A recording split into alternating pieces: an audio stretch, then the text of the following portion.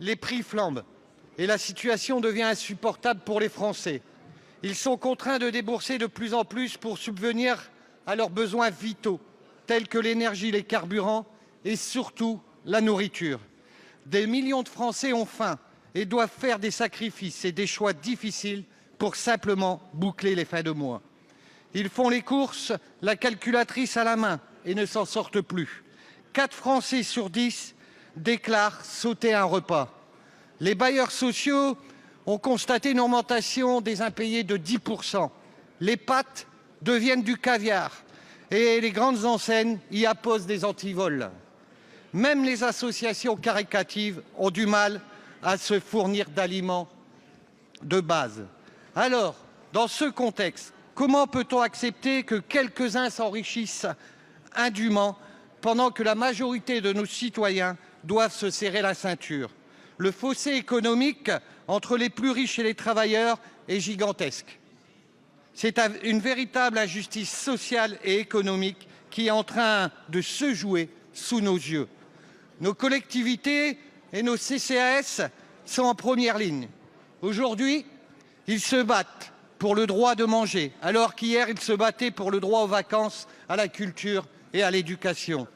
Monsieur le ministre, la solution ne se trouve pas dans les mains des grands industriels et des grands distributeurs et à leur bon vouloir.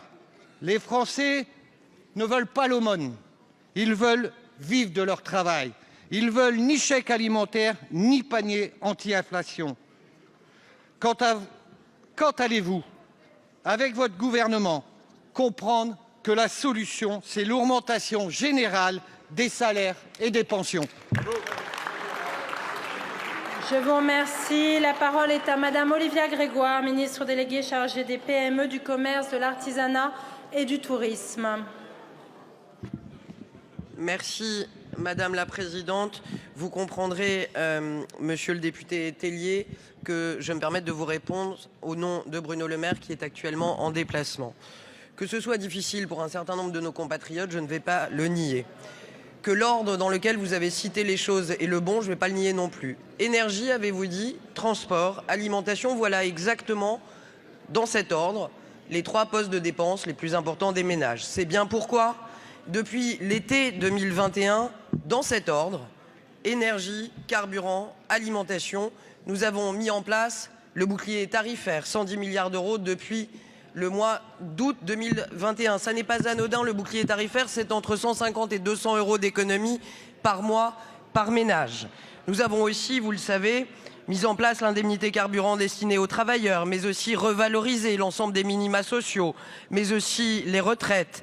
Nous avons mis en place l'aide exceptionnelle de rentrée. Nous avons aussi continué à supprimer des impôts, dont la redevance audiovisuelle. Bref, je veux vous dire que nous avons agi par la loi, 44 milliards d'euros dès le projet de loi de finances rectificative 2022, mais aussi à côté de la loi avec le trimestre anti-inflation. C'est inédit.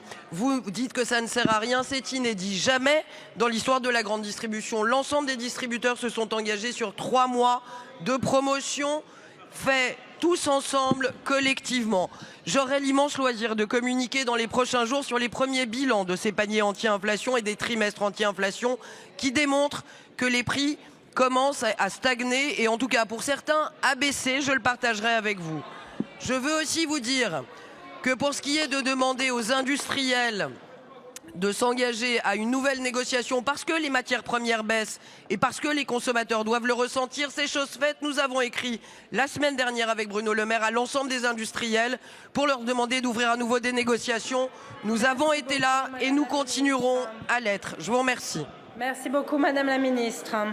La parole est à Monsieur Paul Molac pour le groupe LIOT.